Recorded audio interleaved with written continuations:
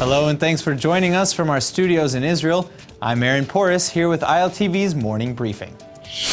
According to Syrian and Russian news reports, an Israeli warplane and 4 missiles have been shot down over Syrian airspace following an alleged attempted attack on Thursday evening, November 29th. Syria's Sana news agency said that Syrian air defenses were activated and thwarted an Israeli attack.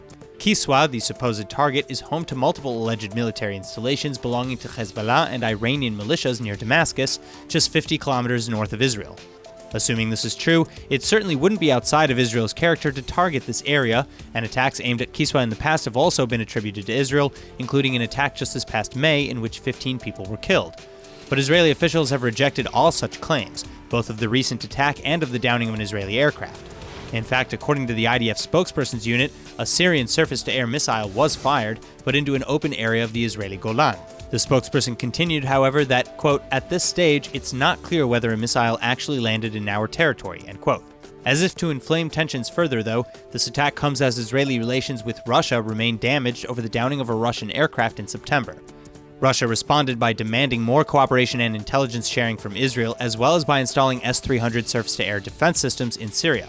But Israel has indicated that it will not stop operations vital to keeping Iran and Iranian proxies at bay.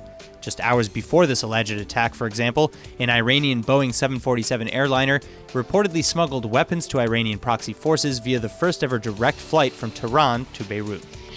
Following the 2 murders last week in which 2 teenage girls were found dead, the total number of female victims of domestic violence in Israel this year has grown to 24.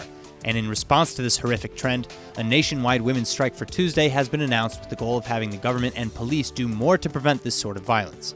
Thousands of women have shown their intentions to join the strike on Facebook on the page set up for the strike, and on it the page reads, quote, "If you're a woman, you're in. If you're a man, join in," end quote.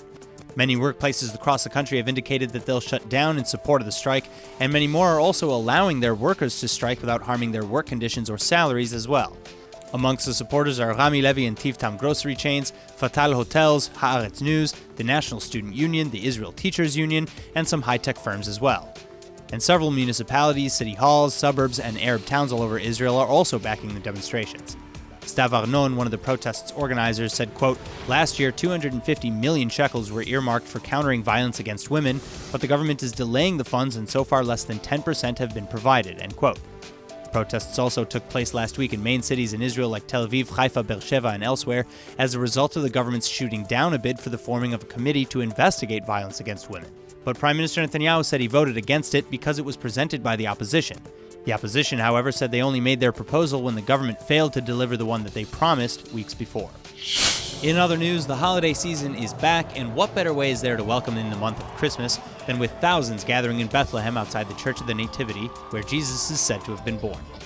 Well, thousands of Christians and tourists alike came to light the giant Christmas tree located outside the church, including both the Palestinian Authority Prime Minister Rami Hamdallah and the top official of the Catholic Church in the Holy Land, Father Francesco Patton. And earlier on Saturday, Father Patton led a service at the Nativity Church as well. Prime Minister Hamdallah, on the other hand, took time at the event to denounce alleged Israeli plans to, quote, "uproot us and strip us from our civilization and history," end quote. That being said, the population today in Bethlehem, where the church resides, is about 2% Arab Christian, with the vast majority of the remaining population being Muslim Palestinians. In 1948, though, Christians made up 85% of the demographics, whereas by 1967, they had already declined in the city to 46%. These numbers have been mostly attributed to stress from the Israeli blockade, in addition to incidents of violence between Muslims and Christians in the area. But for the most part, relations between the two have been stable, if not positive. As for the annual ceremony Saturday evening, it was filled with a display of fireworks and many other festivities, and the event sparks a month of Christmas celebrations leading up to the traditional midnight mass on Christmas Eve, also at the Church of the Nativity. Finally, Hanukkah also begins tonight, with Israelis and Jews worldwide lighting the first of 8 daily candles at sundown. And in accordance with the Festival of Lights, get ready for a host of fun activities and events across Israel as well, including sporting events, concerts, night runs, and a free Hanukkah parade tomorrow afternoon in Jerusalem. So happy holidays to all, and have fun. That's all for now. I'm Aaron Porras, and see you later with our main daily broadcast from Israel at 2 p.m. Eastern Time.